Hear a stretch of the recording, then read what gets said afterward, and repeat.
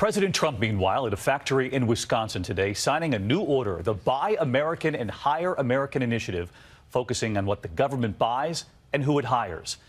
But tonight, our Brian Ross asks, what about the president when it comes to buying American? Take, for example, what Brian discovered in the new Trump Hotel. Before a cheering crowd at a Wisconsin factory today, the president signed an executive order to tighten requirements that federal agencies buy American.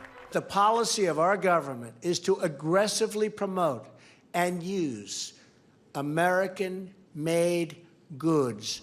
But it's a concept that Donald Trump, as a shrewd businessman, regularly ignored, including at his new crown jewel, the hotel he opened in Washington. So welcome to my room, 445, which is a King Deluxe. When I checked in right after the election, the room was full of non-American made products. Here in the marble and gold bathroom, the soap is made in Canada.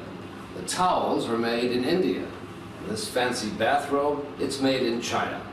Ties are made in China. Trump has long tried to laugh off the fact that so many of his branded products were not manufactured in the USA. Where are the shirts made? Bangladesh. Well, it's good.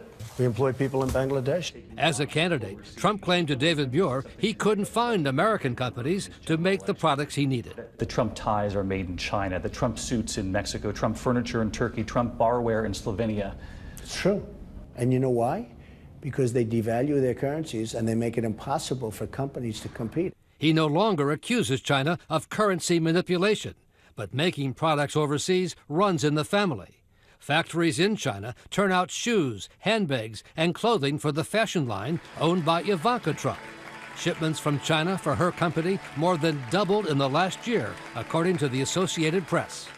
Now, as an official White House advisor, the president's daughter says she has put her company into a family trust. I have no involvement in its management and its oversight. She also promised to step aside from any issue that could create conflict. But in her new role, the lines can become blurred. Just last week, on the same day she was at dinner with the Chinese president at Mar-a-Lago, the Chinese government granted her company 3 new trademarks to sell her products there. The visit included this charming moment: her 5-year-old daughter, Arabella, singing a traditional Chinese song in Mandarin to President Xi. It was an encore performance of an earlier video that had already gone viral in China, posted by her mother and played more than 2 million times. Certainly not bad for the Ivanka Trump brand. And Brian Ross with us here tonight. And Brian, Ivanka Trump insists that there was no reason to recuse herself from that meeting with the Chinese president? That's right, David. Her lawyer says federal ethics rules did not require Ivanka Trump to step away from that meeting just because of her business interest in China, and that in the future she will recuse herself when she or White House lawyers determine there's a conflict, David. Brian Ross with us tonight. Brian, thank you.